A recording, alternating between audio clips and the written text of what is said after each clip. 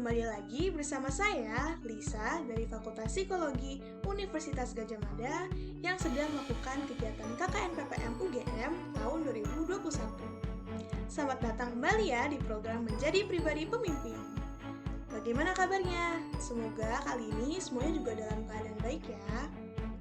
Pada video sebelumnya, kita telah membahas tentang dasar-dasar dari kepemimpinan itu sendiri. Kita juga telah mempelajari tentang pola-pola perilaku pemimpin seperti visioner, mau berubah, pikiran terarah, dan yang lainnya.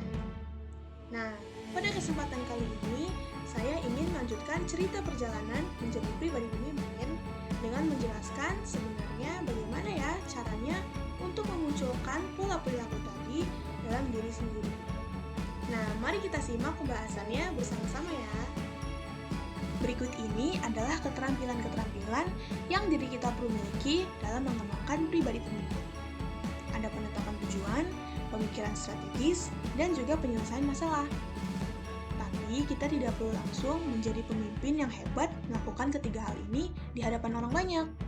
Yang penting adalah kita memulainya terlebih dahulu secara pelan-pelan untuk diri kita sendiri. Pertama, kita harus memiliki tujuan yang ingin dicapai terlebih dahulu bagi diri kita sendiri. Penetapan tujuan ini berfungsi agar kita dapat merasakan adanya makna hidup, sehingga dapat memotivasi diri untuk mencapai masa depan yang diinginkan. Penetapan tujuan dapat mengarahkan diri kita untuk fokus pada hal-hal penting dalam hidup. Kita juga dimampukan untuk membuat keputusan dengan lebih jelas dan yakin, yang dapat memberikan rasa kepuasan atas pencapaian pribadi kita. Tapi, hal ini hanya akan efektif jika kita benar-benar menyadari apa yang harus dicapai dan percaya bahwa kita dapat mencapai tujuan itu. Biasanya, tujuan yang lebih rinci dan berada di bawah kendali kita akan cenderung memunculkan usaha yang lebih besar daripada tujuan yang bersifat umum. Nah, bagaimana ya caranya menetapkan tujuan yang tepat? Mari kita simak prinsip SMART berikut ini. Tiap penggalan huruf dari SMART ini memiliki maknanya masing-masing. Yang pertama ini adalah spesifik, yang berarti tujuan yang kita miliki haruslah jelas dan detail. Sebagai contoh, kita bisa katakan kalau misalnya kita ingin diterima di suatu perguruan tinggi di Nusa Tenggara Timur ke dalam jurusan pendidikan. Yang kedua adalah measurable, yang berarti tujuan kita harus memiliki kemajuan yang dapat diukur.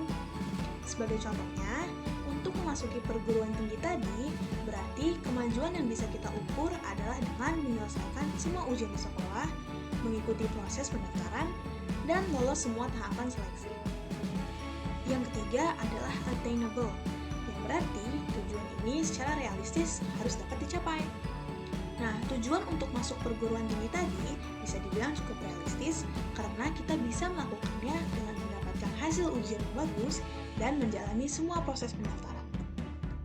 Nah, tujuan juga harus relevan dengan nilai atau tujuan hidup jangka panjang, seperti misalnya cita-cita. Sebagai contoh, kita bisa mengatakan kalau ambisi untuk masuk ke jurusan pendidikan tadi sesuai dengan keinginan diri untuk menjadi seorang guru sekolah dasar suatu hari nanti.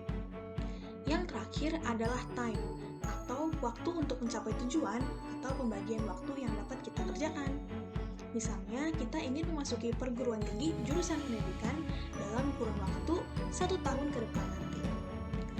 Nah, penetapan SMART ini berfungsi sebagai panduan mengenai langkah-langkah yang perlu kita lakukan untuk mencapai tujuan tadi. Dengan melakukan ini, kita dapat mengatur waktu kita dengan lebih efektif dan meningkatkan ketekunan diri dalam berusaha mencapai tujuan itu sendiri. Lalu, yang kedua, kita akan membahas tentang pemikiran strategis, yaitu pikiran mengenai bagaimana tindakan yang kita dan orang lain lakukan dapat saling mempengaruhi hasil dari tujuan kita dan juga tujuan orang lain tersebut. Pada esensinya, pikiran strategis memampukan kita untuk mengantisipasi hambatan dalam mencapai tujuan kita, sehingga ketika hambatan tersebut muncul, kita dapat mengurangi resiko yang dapat ditemui di masa depan. Kita juga dapat mempersiapkan diri dalam mengatasi hambatan itu, dan mengetahui harus bagaimana mengarahkan arah tujuan kita ke depan. Nah, tadi kita telah membahas tentang prinsip SMART. Sekarang kita akan mempelajari tentang prinsip SWOT. Sama seperti SMART, tiap penggalan huruf SWOT ini memiliki arti. Yang pertama adalah adalah strength atau kelebihan yang diri kita miliki. Kali ini kita akan melakukan pemikiran strategis untuk mengantisipasi proses memasuki perguruan tinggi yang tadi di awal telah kita bahas. Anggaplah strength yang kita miliki adalah memiliki nilai rapor dan nilai ujian yang tinggi. Hal ini berarti kita memiliki poin plus untuk diterima ke dalam perguruan tinggi tadi. Yang kedua adalah weakness atau kekurangan diri kita. Anggaplah untuk memasuki jurusan pendidikan, kita harus pandai berbicara depan umum. Namun, pada contoh ini, katakan saja kalau diri kita masih perlu mengembangkan kemampuan tersebut. Hal ini berarti kita perlu mengantisipasi kalau diri kita tidak diterima di perguruan tinggi karena kekurangan ini. Yang ketiga adalah opportunity atau kesempatan yang muncul dari faktor eksternal. Misalnya, perguruan tinggi yang kita tuju ternyata membuka angka penerimaan mahasiswa yang tinggi. Hal ini berarti kita juga memiliki kesempatan yang tinggi untuk diterima. Dan yang terakhir adalah threat atau faktor eksternal yang dapat mengancam tercapainya tujuan kita. Misalnya, daya saing untuk masuk ke perguruan tinggi tadi ternyata sangat ketat. Dengan ini, ada kemungkinan bahwa diri kita tidak dapat diterima ke perguruan tinggi itu. Dalam penerapannya, SWOT sebaiknya memiliki dasar yang jelas. Misalnya, pengalaman kita, konsensus kelompok, data hasil survei, tingkat kepopuleran suatu hal, dan yang lainnya. Analisis SWOT ini juga dapat menggunakan pemikiran asosiatif, yaitu cara berpikir yang bebas, di mana diri kita dapat saling mengasosiasikan satu ide dengan ide lainnya yang tidak terlihat berhubungan. Dengan ini, kita dapat memunculkan pikiran-pikiran dan ide-ide kreatif yang tidak terpikirkan sebelumnya. Setelah itu, kita akan membahas tentang penyelesaian masalah atau cara untuk mengatasi hambatan yang sedang dan akan terjadi agar diri dapat bergerak maju dari satu titik ke titik lainnya untuk mencapai tujuan. Nah, bagaimana caranya? Mari kita bahas bersama melalui strategi pemecahan masalah.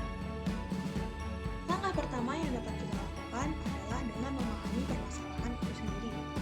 Kita dapat bertanya kepada diri sendiri, apa sih yang sebenarnya menyebabkan adanya jarak antara keadaan sekarang yang sedang terjadi dan keadaan yang seharusnya terjadi. Masalah yang muncul tentunya bisa beragam dan tidak kita ekspektasi. Dalam contoh ini, anggap saja kita sebagai anak yang selalu mendapat nilai bagus, tiba-tiba mendapatkan hasil ulangan harian yang lebih rendah dari biasanya dan kurang memuaskan. Kita dapat menggunakan pertanyaan tersebut untuk menganalisis masalah ini. Dalam contoh ini, anggap saja bahwa kali ini yang membuat kita mendapat nilai rendah adalah aktivitas membantu membersihkan rumah dan mengajari adik di rumah, sehingga diri sendiri tidak dapat belajar. Langkah kedua yang dapat kita lakukan adalah memecah masalah ini. Jika masalah yang dihadapi itu kompleks atau rumit, cobalah kita pecah satu masalah besar ini menjadi beberapa masalah yang spesifik. Setelah kita analisis, anggap saja pada contoh ini, kalau ternyata kita tidak belajar di rumah karena jadwal aktivitas yang kurang jelas, sehingga tidak memperhatikan pembagian waktu. Dan kita juga merasa yakin bahwa nilai kita akan bagus, sehingga tidak mementingkan belajar dan santai dalam melakukan kedua tugas tadi. Nah, langkah ketiga dan juga langkah yang terakhir adalah membuat daftar solusi yang dapat kita lakukan. Kita dapat menulis semua potensi ide yang muncul di pikiran kita. Dan agar lebih tertata, kita dapat buat daftar kelebihan dan kekurangan untuk tiap ide tersebut. Sebagai contoh, kita bisa membuat jadwal harian yang terstruktur untuk diri sendiri. Dengan ini, kita akan memiliki pembagian waktu yang jelas saat di rumah. Namun, pada sisi lain, jika terdapat gangguan yang tidak kita harapkan, jadwal tersebut bisa jadi rusak dan pembagian waktu tersebut kembali menjadi tidak jelas. Contoh solusi lainnya bisa dengan membuat skala prioritas. Dengan ini, kita jadi mengetahui tanggung jawab apa aja yang harus kita penuhi saat di rumah. Namun, pada sisi lain, penyusunan prioritas ini dipengaruhi oleh perasaan sendiri, sehingga bisa saja kita mengatakan sesuatu yang sebenarnya bukan hal penting sebagai prioritas utama. Nah, teman-teman juga bebas ya untuk menambahkan solusinya sendiri. Nah, dari sini setelah melihat semua daftar solusi yang teman-teman buat, teman-teman bisa memilih kira-kira solusi mana ya yang sebenarnya paling tepat dan efektif untuk mengatasi hambatan yang kita temui. Nah, teman-teman, dengan ketiga prinsip atau strategi yang telah disampaikan ini, kita jadi dimampukan untuk melihat suatu isu dengan pandangan yang lebih jauh dan luas. Sehingga kita juga didorong untuk menjadi lebih visioner, terarah, terbuka, serta mampu bergerak maju dan berubah. Sama seperti pola perilaku seorang pemimpin. Maka dari itu, yuk kita sama-sama belajar mengenai keterampilan-keterampilan ini agar dapat semakin mengenal tidak hanya potensi yang dimiliki diri, namun juga batasan-batasan diri yang dapat kita ubah menjadi kekuatan kita suatu hari nanti. Semoga video ini dapat membantu pemuda dan adik-adik remaja perempuan di sana ya.